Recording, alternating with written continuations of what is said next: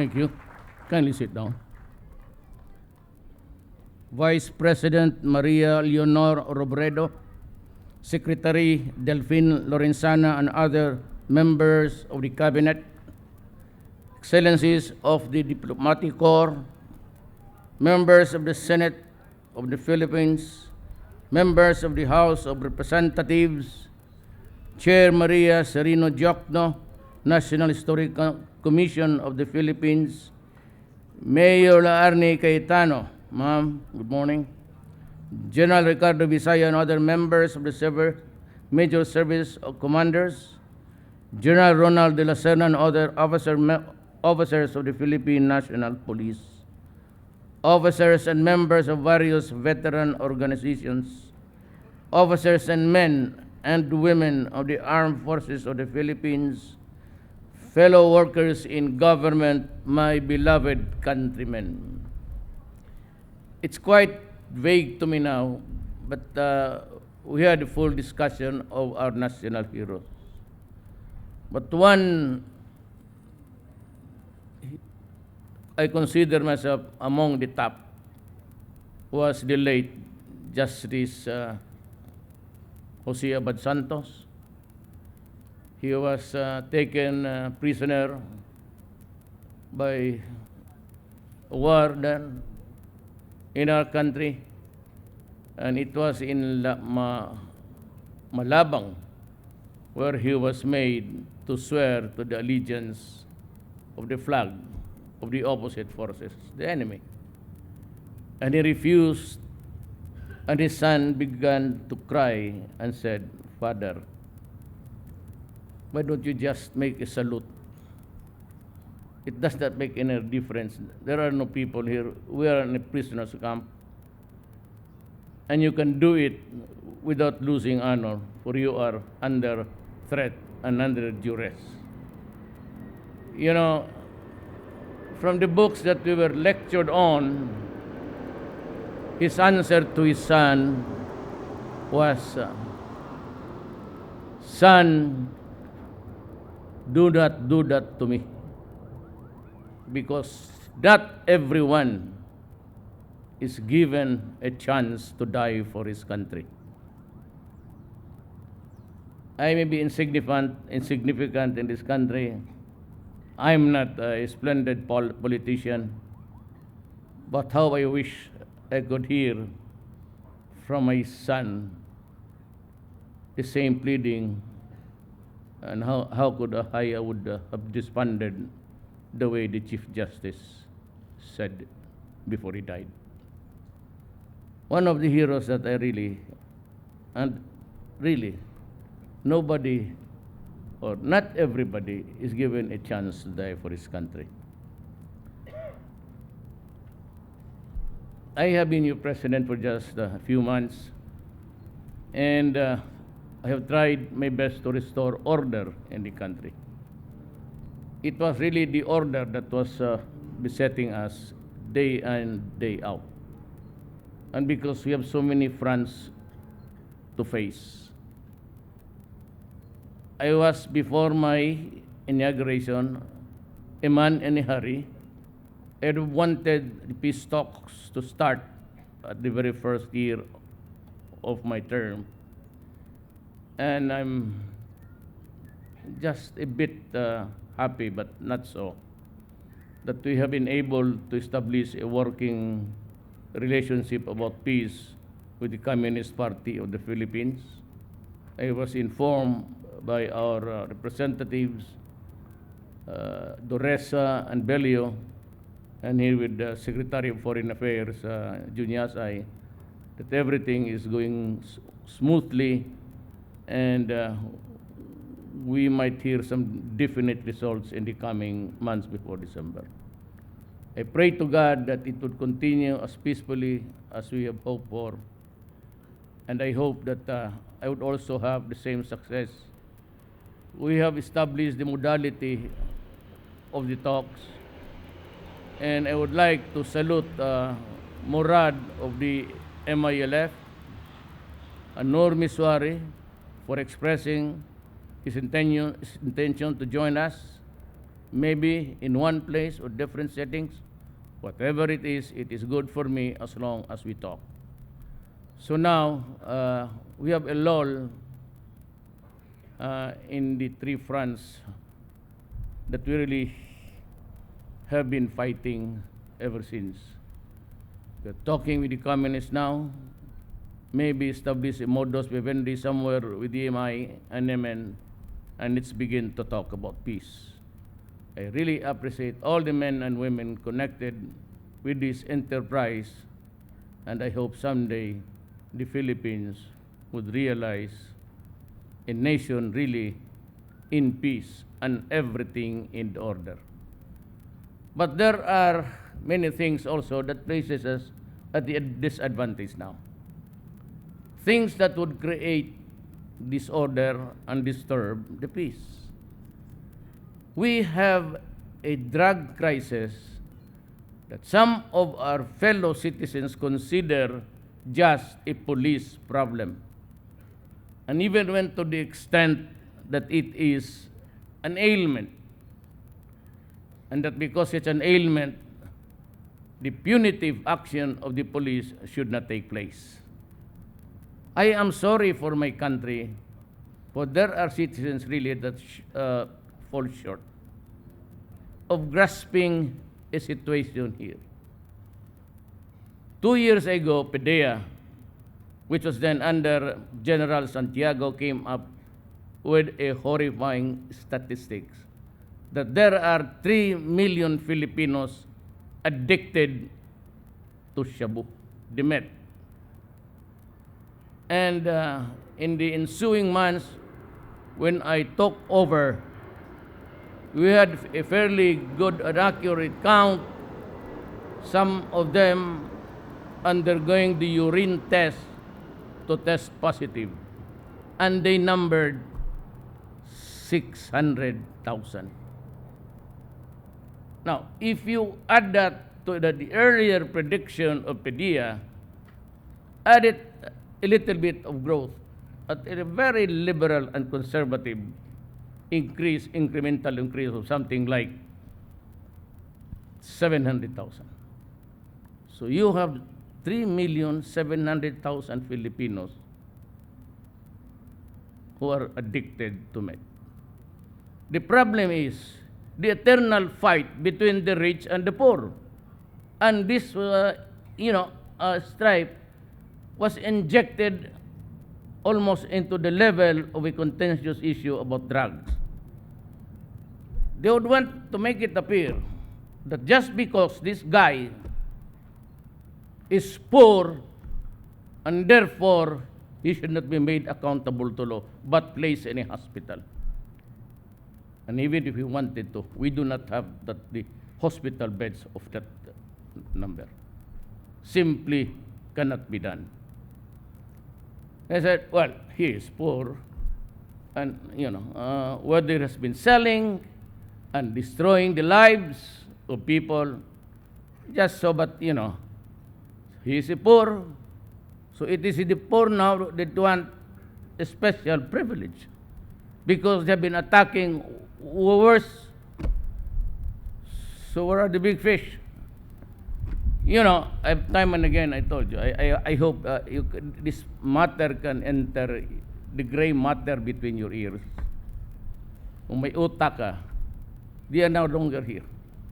They are no longer here, but they continue to play the game. What we have on the level of the streets are the lieutenants at saka yung mga basurero. The only problem now is that a few months before I started, the players involved the law enforcement agencies of our country. And that makes us very, very sad. And that is why there is the ready explanation of why so many. You can just imagine a country with 3,700,000 addicts and say that they are just users. My God, if you are a user, you are a pusher. You have to connect somebody to finance because you have to fix everything. That is why they go around killing people, and when they go skunk in their brain, they rape children, they kill them, rob, and these statistics were never brought up to these people crying about justice. My God, if you want justice to be done, it has to be against everybody. You know, do not give me that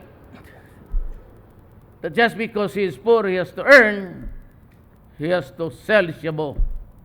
And that act does not really matter to some because they should be protected. I do not simply disagree with you. I consider the fight against drugs a war. There's a crisis in this country. It's drugs. We might still end up like the South American countries under fractured governments. I am declaring war. I am not ordering the police to just a punitive action.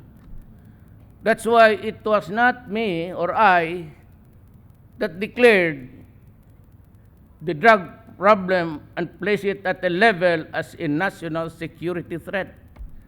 It was President Arroyo then who was so worried about the problem that she raised it to the level of as a national security threat, and therefore calling the armed forces to do something about it also. But it was not just being brutal that, usually the army does not. You know, if the military will not do its part and leave it to the police alone, we cannot ever suppress the drug problem. It has infected every nook and corner of this country, involving generals, mayors, governors, barangay captains, and so many of the ninjas. They call them, these are the police who are into it. So today I might be inclined to place a reward on their head the members of the ninja or members of the police who are then protecting the drug syndicates in this country. I'm placing per head 2 million. And if you are there, you might want to ipagbili mo na yung mga kaibigan ninyo. I want the police and the armed forces to destroy the drug apparatus in this country. We are a transshipment of so many countries. I just, for a matter of courtesy, in front of the diplomatic corps, I might just do it some other time. But we all know that the Philippines is also a transshipment. If I could just have the matrix there in front of you, then maybe you'd start to believe in me. I have this solemn duty. I am no big politician. I am just a mayor of a faraway city in the south, just facing Australia. And on a clear day, you can see the Australians swimming there in the beach.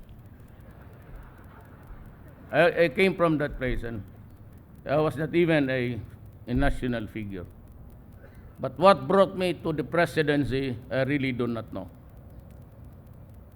What gave me, what is really with a huge 15 million, 6 million of which was really the margin above my closest opponent.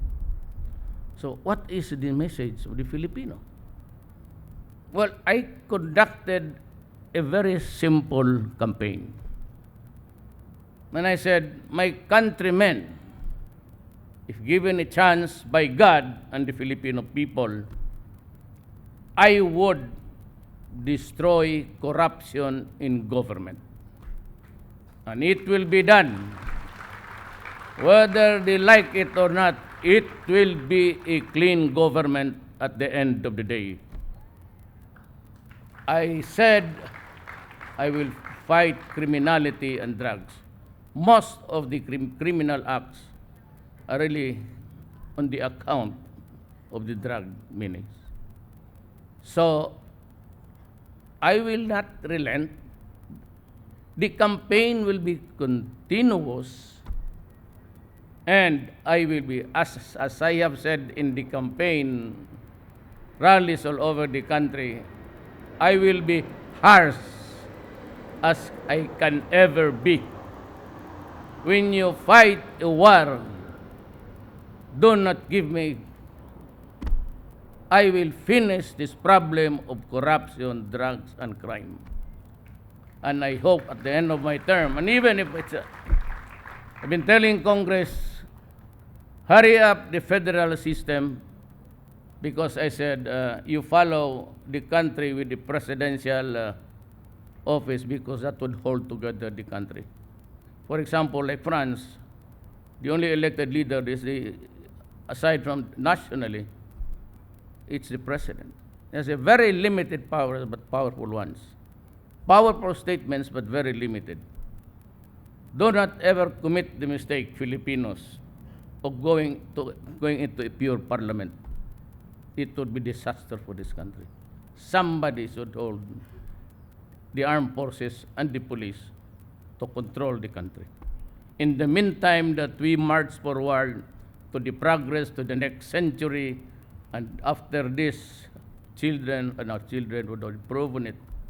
But at this time, it would be good to have a federal system, because the present unitary type has done us no good.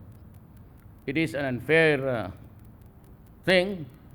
It's the same office, Malacanang. That's why I do not say Malacanang. I just say the People's Palace. Sometimes they call it Malacanang.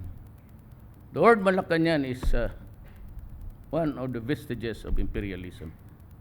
I'm not comfortable with it, actually. And I should understand when I say I do not ever mention Malacanang. I just say it's a People's Palace. It is the People's Palace, actually. Ayaw kong gamitin yung. So, I do not want to take much of your time. I dedicate again in front of the brave Filipino soldiers who died for us, and we continue to honor them. And this message I have imparted to the military and the police very clearly.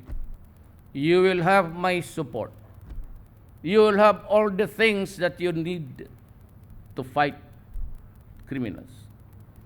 Do not worry. In the pursuit of law and order, pursuant to my directions, you do not have to worry about criminal liability. I will go to the prison for you. I take full legal responsibility. You just do it according to the books. There will always be witnesses, and if you have the witnesses on your side at the time, it might be okay. If there is none, and you are already pressed down, then do not worry. Just call my name, and I will be there to protect you.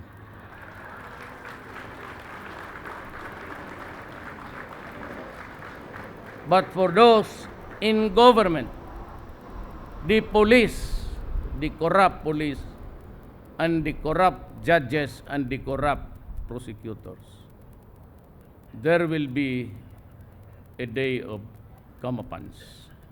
There will always be a day of reckoning. I hope, I said, we do not want violence. Nobody does. We cannot build a country over the bones of our own citizens.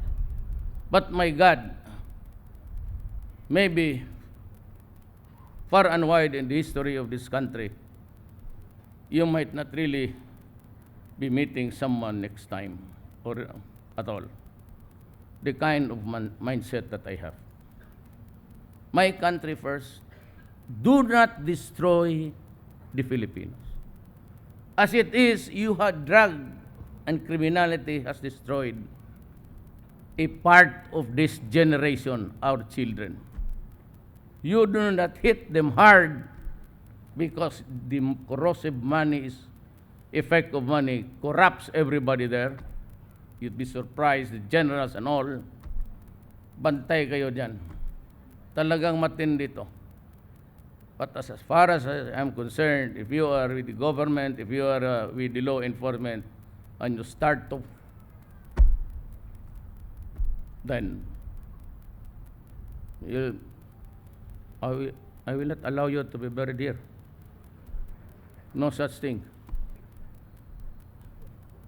I'll burn you at the cremation. Strong words, there's no bravado in it except the sincerity. You know, I do not want to repeat this kind of, but when I was mayor of Davao City, and I was for 22 years, 4 years as the vice mayor of my daughter, and 4 years, 3 years as a congressman, 3 years as when I became mayor in 1988, I was at the crossroads of the lifting of martial law. Cory won, and there was so much disorder in my city. And I just simply said to the hold-uppers, to the drug syndicates, to the criminals, please leave my city. If you do not leave my city, I will kill you. And for those who did not bother to move, they died. That's an open confession. I have not reached that point. But maybe, if you are the persistent, if you still find drug a viable economic livelihood, then there's always something to it. There is always a drawback in this planet. You cannot have your cake and eat it. I say that pity, the guys are there already in the graves. So be it. I will be happy to join them. No problem about that. Prison, no problem. I will go to prison. I will not even ask for a special room. Just give me a bed with a foam. Give me something to read. There's so many books, it's piling up, and I have not really had the chance to read them all. So do not scare me about human rights. Those guys are genocide. But sino ba pinatay ko? Wala naman akong pinatay na bata. I did not drop barrel just like, I'll name them Assad. And the rest of the idiots there in... I do not burn women because they refuse to have sex. I simply want the law-abiding and God-fearing citizens of this country comfortable. Period. No, they are not molested. They can go about anywhere in town. The streets are for their children. They should come home safe and sound. That they are not held up, no hold up, no nothing. We will reach that point. You have to remove me as president or pray that I will die in the meantime with no resurrection. Huwag mo na ako takote yung UN crimes. You must be crazy. Genocide. I'm fighting against criminal. From here, I will fly to Samar. Why? Because I have to commiserate with the family of Gary. Forgot his name. He's a policeman and he was also killed. There are a lot. It's 2 soldiers or police a day for me. Pagkatapos lilipad naman. We're doing all right with the Abu Sayyaf. So that we go back to my premise of the speech. The problem is terrorism and drugs. It's confronting America, terrorism and drugs. Here, it could be China, there's an insurrection there. Thailand, they're blowing up. Turkey is on the edge right now. So, if you just think of just, arresting them and the O'Brien, kaya ng mga sundalo, pati police, remember this. Mahal ko kayo. Kaya lahat na binigay ninyo, I'm not, mabuti nga, kaping. This was my practice even when I was in grade 1. That's why I always pass, but only the 75 level. Because I usually copy. All study, no play, very bad.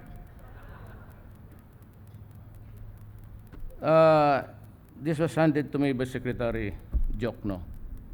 It was I think he's the best that ever was as budget secretary.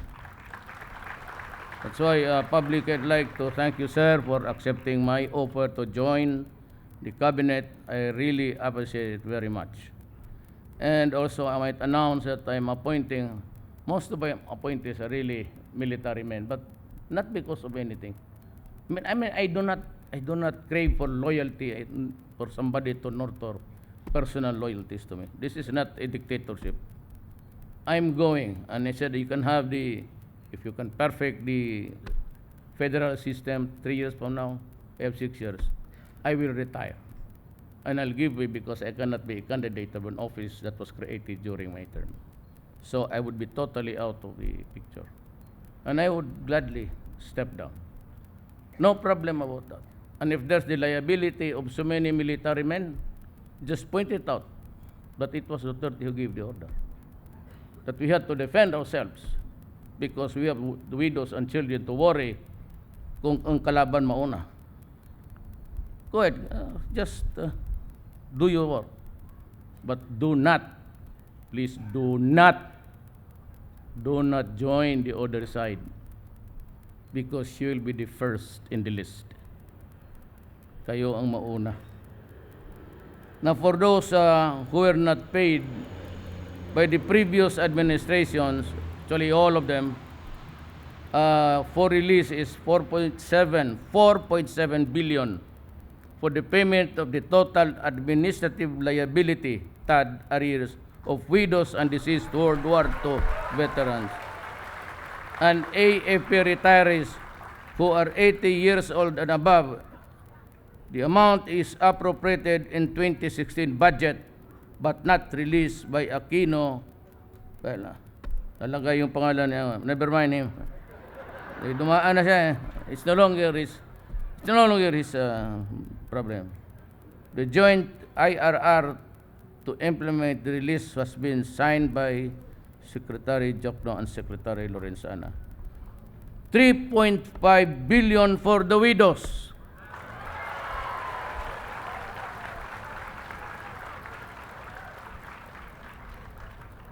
Be careful if you are not loyal to your wives. She might be joining the 3.5 billion for the widows. And if I were the wife, I'd think again now of there's 3.5 billion waiting for me. And 1.2 billion for the AFP retirees. So, okay na ba yan? Kulang po daw, sir. So, it will be released as soon as possible. For the, God forbid that you are the recipient, God forbid, but automatic from my social fund, it's automatic 250,000 pesos. Hindi yan kasali sa mga ano-ano nyo. That's purely from me sa Office of the President.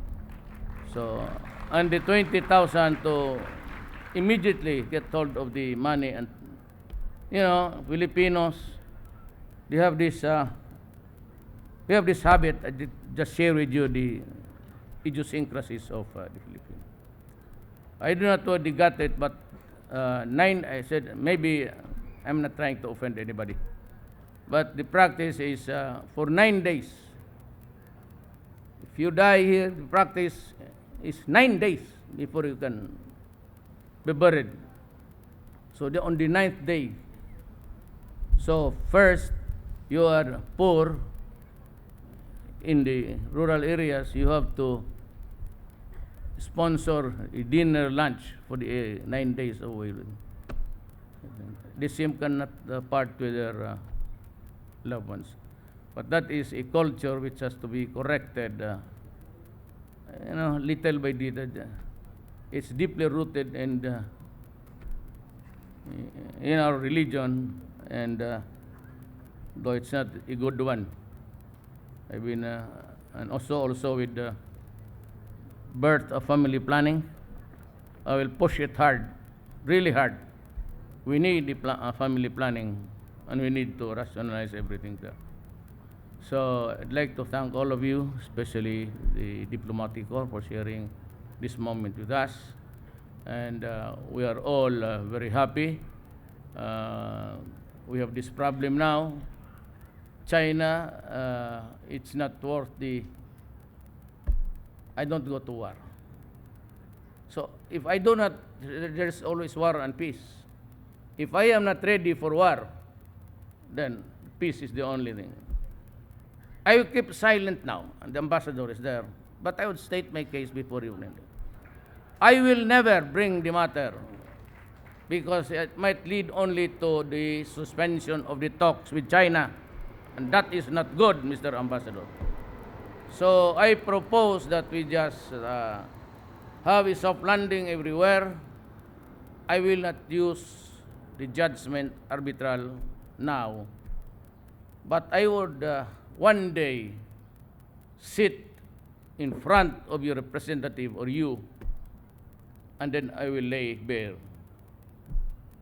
my position. And I would say that this paper, I cannot get out of the four corners of this document, and that is the arbitral judgment. But for now, Mr. Ambassador, I want to just talk to you for the moment. Maybe give us time to build our forces also. We have so much superiority. But if it comes to a parity between as many ships as you have, maybe, just maybe. But if we continue and treat each other with brothers and understand, especially the plight of the fishermen, and they're almost really, that's why they are there, because they are poor. And I know the dynamics inside China. It has been explained to me very well. But if the Chinese people this time might find a place in their hearts for the Filipinos. After all, I come from, there's a Chinese blood in me. So I hope that you treat us as your brothers, not your enemies, and take note of the plight of our citizens. Maraming salamat po. Marami pong salamat sa ating Pangulong Rodrigo Roa Duterte para sa inyong napakagandang pananalita.